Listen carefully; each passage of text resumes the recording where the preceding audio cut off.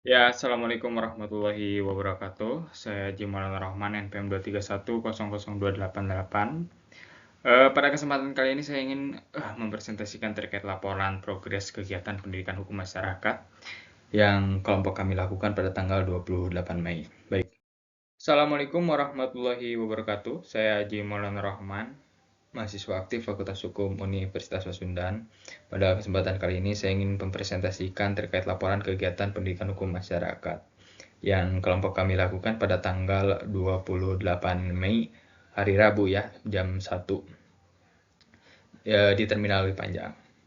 Sedikit mengklarifikasi, karena memang sebetulnya saya sudah membuat video, namun video tersebut agak sedikit kepanjangan karena di dalamnya memuat kronologis proses mulai kami dari menyiapkan logistik peralatan dan lain-lain guna melakukan kegiatan ini. Dan ini adalah secara rincinya terkait laporan kegiatan pendidikan hukum masyarakat. Baik, saya lanjutkan. Jadi terkait laporan ini, yang pertama saya ingin melaporkan terkait nama kegiatannya dulu. Nama kegiatan dari kegiatan ini adalah Gerakan Peduli Anak Jalanan atau disingkat dengan GEPAJA. Hal ini sudah sesuai dengan yang ada di dalam proposal. Kenapa kemudian kami mengangkat GEPAJA ini atau Gerakan Peduli Anak Jalanan? Karena memang sasaran utama kami pada awal adalah anak-anak jalanan yang tereksploitasi oleh oknum-oknum atau kelompok orang yang tidak bertanggung jawab. Selanjutnya untuk lokasi kegiatan tentunya Terminal Lewi Panjang, karena memang di Terminal Lewi Panjang banyak anak jalanan, banyak kaum marginal, bahkan banyak juga pedagang kaki lima yang mereka tidak memiliki akses yang sama, apalagi anak-anak yang masih ngamen, jualan sana sini tanpa memikirkan tingkat bahaya terhadap diri mereka sendiri. Jadi bisa disimpulkan bahwa ya mereka anak-anak jalanan yang ada di situ sepertinya tidak memiliki akses yang sama seperti kita untuk menerima manfaat dari pendidikan. Baik.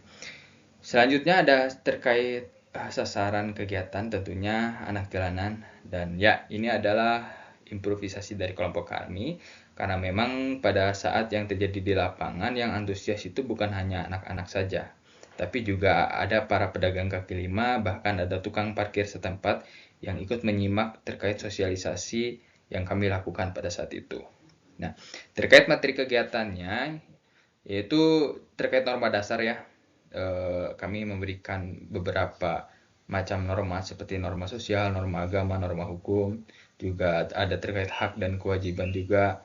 Dan ya, kalau kita lihat secara undang-undang memang hak dan kewajiban ini kita berbicara tentang bagaimana pemerintah untuk kemudian mengatasi apa ya, kasus eksploitasi anak ini yang ada di Indonesia, khususnya yang ada di Bandung ya, karena memang kami juga melakukan penelitian ini, kegiatan ini di daerah Bandung gitu. Dan yang mendasari kegiatan saya ini adalah Undang-Undang Nomor 35 Tahun 2014 ya, tentang perlindungan anak, karena memang amanat Undang-Undang Dasar 1945 bahwa fakir miskin dan anak terlantar dipelihara oleh negara. Nah, disitulah kami meneliti sejauh mana negara, pemerintah dalam hal ini pemerintah hadir di dalam kehidupan mereka untuk kemudian menjamin terhadap kehidupan dan masa depan mereka. Ya. Jadi memang di dalam materi ini ada beberapa improvisasi oleh kami pada saat di lapangan, karena ya itu tadi yang menyimak bukan hanya anak kecil tapi juga ada yang udah dewasa, ada juga pedagang-pedagang juga, ada tukang parkir juga yang memang sepertinya mereka juga memiliki masalah tersendiri seperti itu. Jadi kami harus menyesuaikan tuh pembahasannya. Nah, selanjutnya ada terkait metode kegiatannya.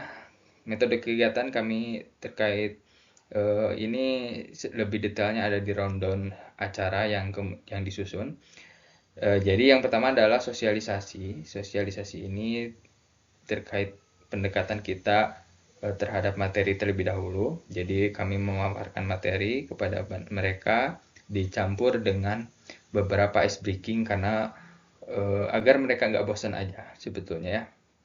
Jadi sosialisasi ini memang tidak begitu secara terstruktur, sosialisasi diskusi baru get, enggak.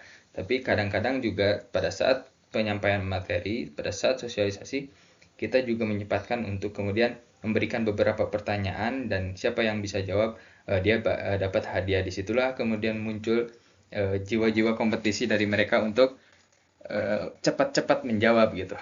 Nah, selanjutnya terkait diskusi, karena memang ini adalah metode yang kami andalkan untuk meneliti terkait latar belakang mereka, terkait permasalahan mereka yang akan nanti saya bahas di next selanjutnya. Dan games ini kami lakukan karena memang perlu refreshing ya, agar nggak bosan. Selanjutnya ya ini hasil kegiatan dari lapangan terkait latar belakang kelompok marginal. Jadi ini tuh dimaksudnya yang dimaksud latar belakang kelompok marginal itu kami mencari tahu latar belakang mereka. Apa mereka berpendidikan, apakah mereka sedang sekolah, dan lain-lain. Apakah mereka memiliki orang tua, dan lain-lain. Apakah mereka asli orang sini, dan lain-lain. Dan nyatanya banyak fakta yang kemudian kami temukan. Jadi memang anak-anak jalanan di daerah terminal itu juga tak jarang ada yang sekolah. Dan mereka juga ada juga yang nggak sekolah gitu ya, banyak. Nah, yang kemarin kebetulan memang mereka adalah anak-anak yang memang tidak memiliki akses pendidikan yang sama dengan anak yang lainnya. Artinya mereka tidak sekolah gitu. Ya, anak-anak kecil seperti itu seharusnya mereka udah berada di sekolah, sudah menikmati masa-masa sekolah, masa-masa bermain di sekolah dan lain-lain. Nah, disitulah kami melalui diskusi, kami mencoba memperdalam terkait alasan apa yang kemudian memutuskan mereka untuk tidak sekolah. Ada yang menjawab karena memang umur saya masih belum cukup untuk sekolah.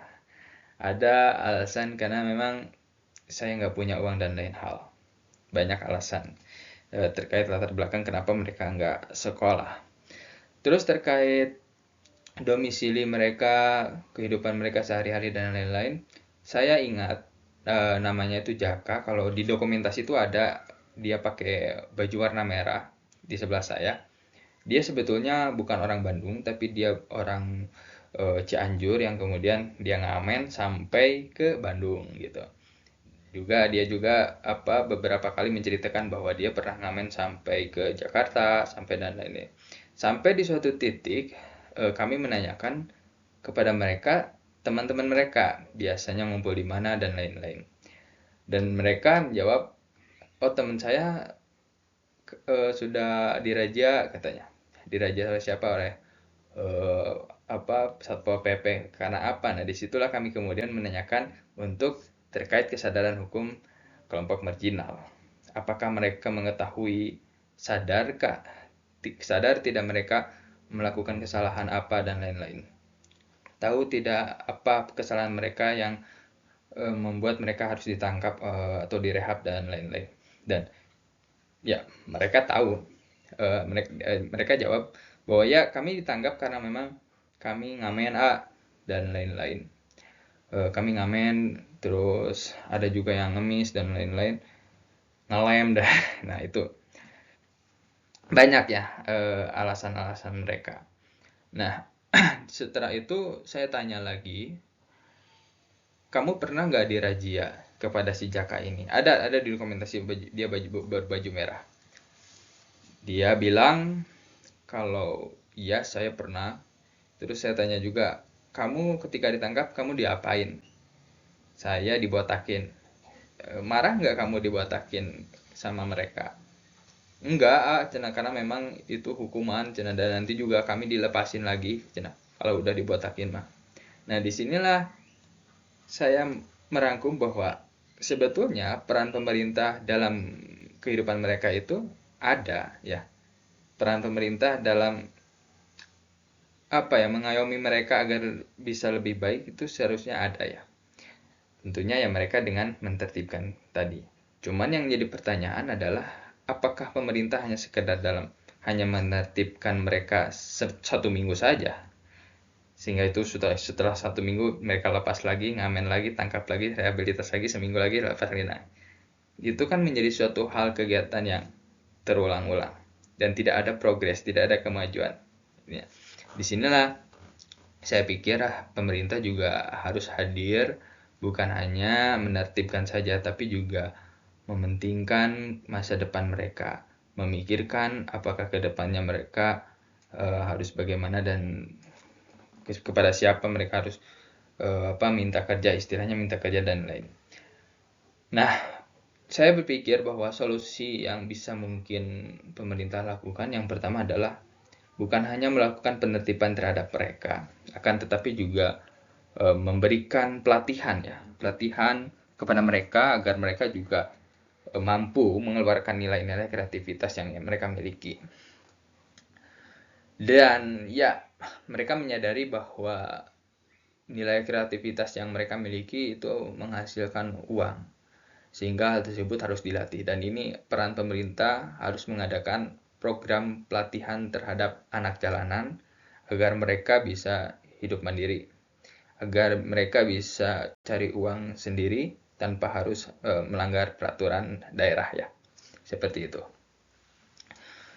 Nah, selanjutnya di sini ada dokumentasi. Nah, ini yang saya katakan berbaju merah ada di sebelah kanan ya, di sebelah kanan saya. Dan ya ini ada beberapa dokumentasi kedekatan kami dengan mereka. Dan itu menjadi suatu hal yang sangat berkesan ya bagi saya karena memang yang pertama membuat diri saya lebih bersyukur karena memang saya sangat beruntung ternyata bisa dari kecil sampai sekarang mendapatkan akses pendidikan yang bisa terbilang cukup enak ya. Cukup enak karena dibiayai orang tua dan lain-lain. Tapi ya dengan kegiatan ini kami juga belajar, bukan hanya mereka yang belajar tapi kami juga belajar tentang bagaimana kita harus bisa hidup mandiri ya. Seperti itu. Mungkin sekian dan terima kasih. Terkait artikel ya kami sedang kami susun artikel berdasarkan ya fakta-fakta yang terjadi, berdasarkan data-data yang terjadi terhadap ya anak jalanan, terhadap ya kelompok marginal. Mungkin sekian, mohon maaf bila ada kesalahan. Wassalamualaikum warahmatullahi wabarakatuh.